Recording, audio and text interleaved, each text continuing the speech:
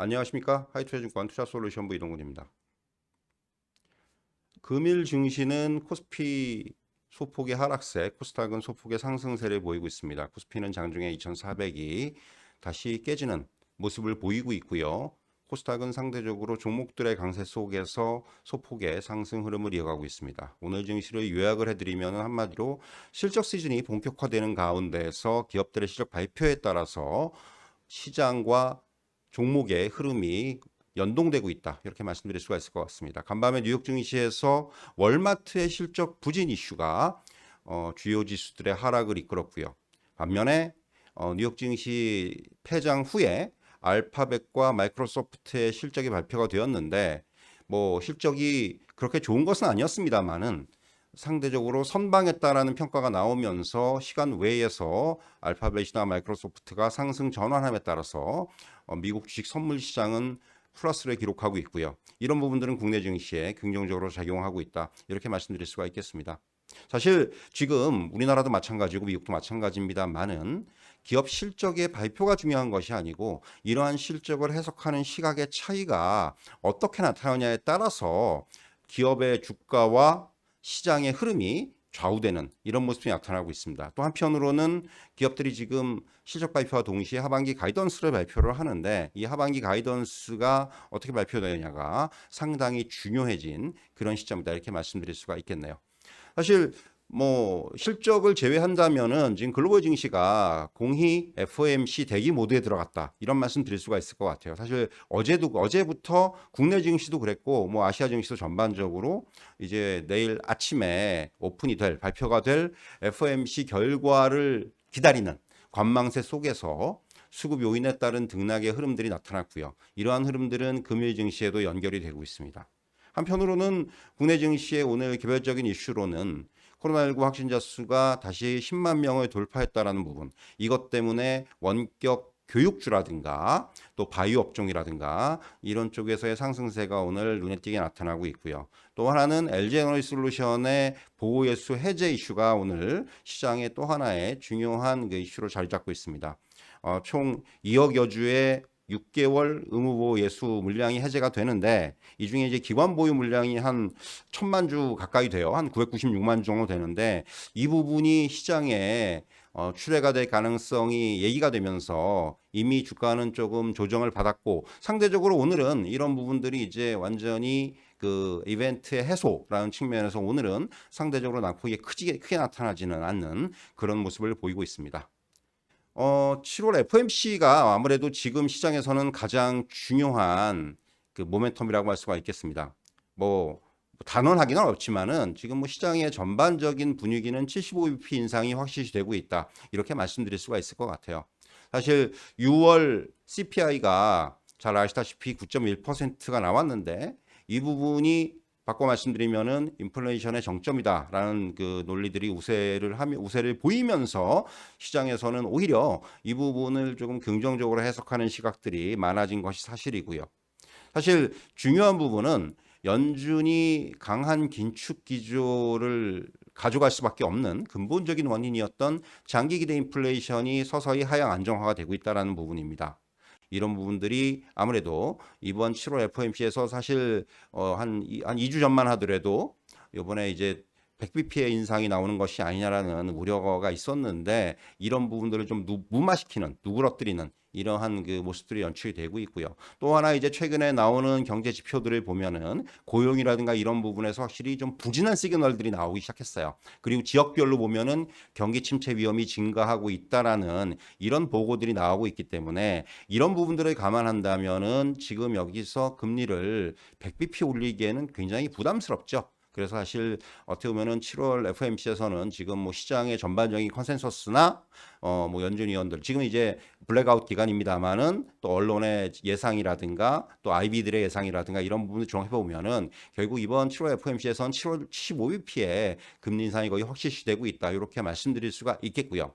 중요한 부분은 7월 FOMC 후에 이제 8월에는 FOMC가 없습니다. 그리고 나서 이제 9월에 FOMC가 진행이 되는데 결국은 향후에 그렇다면은 연준의 금리 인상 속도라든가 강도가 어떻게 변화하느냐 이 부분이 가장 중요한 포인트라고 할 수가 있겠습니다. 앞에서 말씀드린 대로 지금 뭐 고용 지표라든가 여타 지표들이 조금씩 이제 정말 경기가 침체의 어떤 이런 시그널들이 조금씩 이제 확실시 되고 있고, 그러면은 사실 연준의 입장에서는 어떻게 보면은 이제는 그 금리 스탠스를 조금씩 변화시켜야 되는 이런 상황들이 나타날 수가 있거든요. 사실 과거의 경기 침체 사례를 보더라도 연준이 좀 과잉 긴축을 했기 때문에 여기서 이제 침체가 비롯된 경우가 적지 않아요. 그렇기 때문에 사실 연준 입장에서는 이런 부분들을 좀 방지하고자 결국 그래서 이제 9월 이후에 어떤 그 금리 인상의 속도라든가 스탠스 이런 부분들에 이제부터는 정말 주목을 해야 된다. 이렇게 말씀드릴 수가 있겠습니다.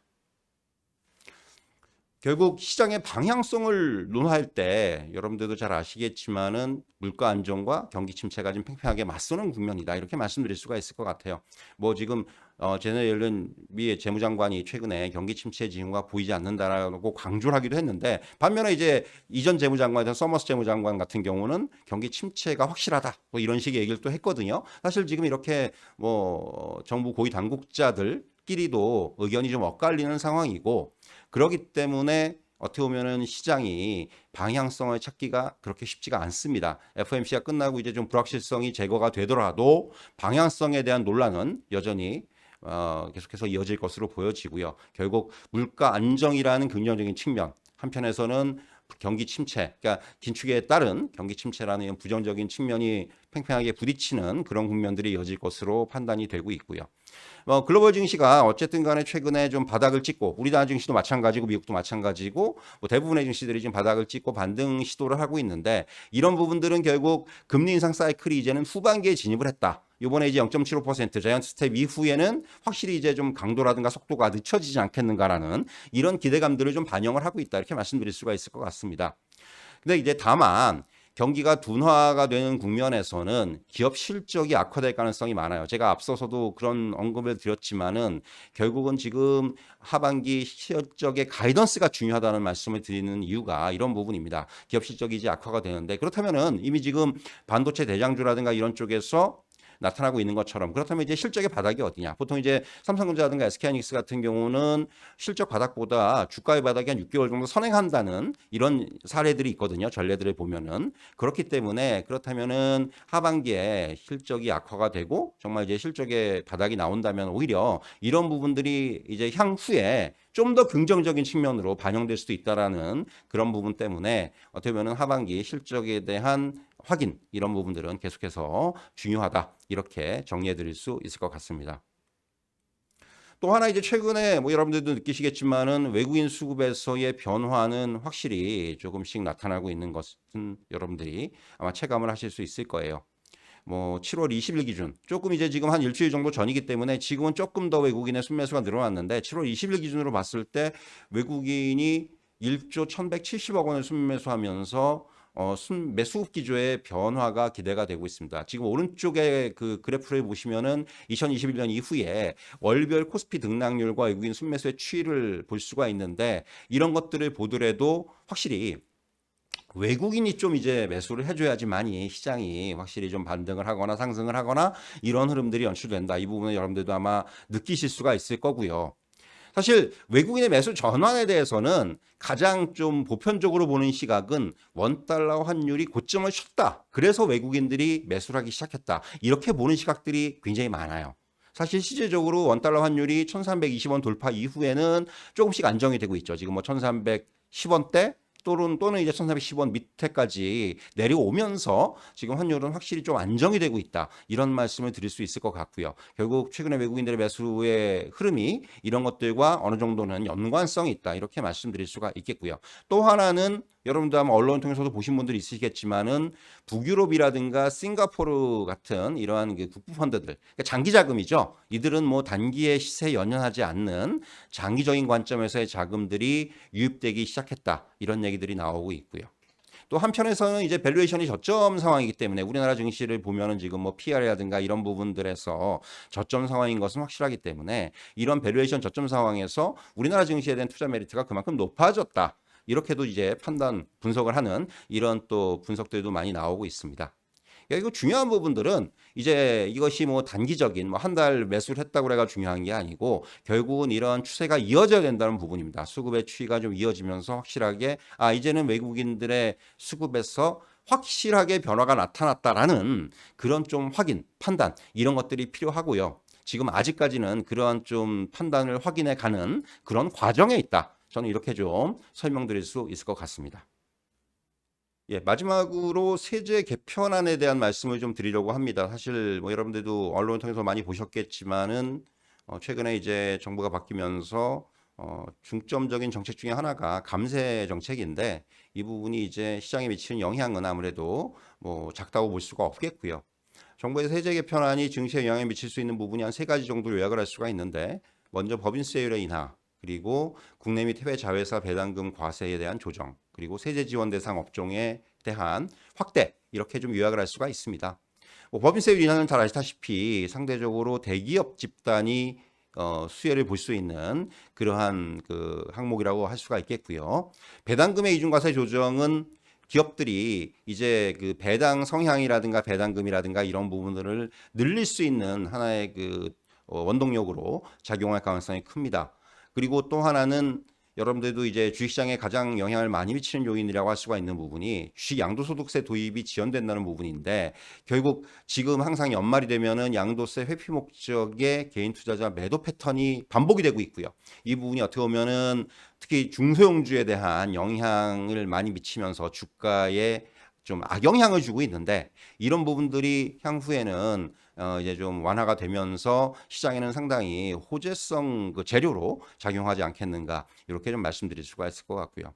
또 하나는 이제 국가 전략기술 시설 투자의 세액공제를 상향을 하고 그리고 이제 우리가 최근에 주가가 좀 움직이고 있는 엔터테인먼트 컨텐츠 같은 이런 그 OTT 컨텐츠 제작 비용에 대한 세액공제를 추가를 하면서 이런 부분들 결국은 세제 지원 대상을 늘리겠다라는 부분 이런 것들도 어떤 산업적인 측면에서는 상당히 호재로 작용할 수가 있는 요인이다. 이렇게 정리해 드릴 수 있을 것 같습니다. 자, 오늘 마켓나우 여기서 마치도록 하겠고요. 지금 시장은 말씀드린 대로 연준 FOMC에 대한 대기 모드가 강하게 작용을 하면서 수급적인 요인에 의해서 등락을 좀 반복을 하는 이런 흐름들이 연출이 되고 있습니다. 앞서서 뭐 언급드렸지만은 기업의 실적 시즌이 한창 이제 진행이 되면서 개별 기업들의 실적이 시장에 미치는 영향 또한 상당히 커지고 있는 이런 상황이다. 이렇게 정리해 드릴 수 있을 것 같고요. 지금 어려운 시장이지만은 항상 그 시장을 이길 수 있는 전략을 가지고 시장에 대응하시기를 바라겠습니다. 오늘 함께 해주셔서 대단히 감사합니다.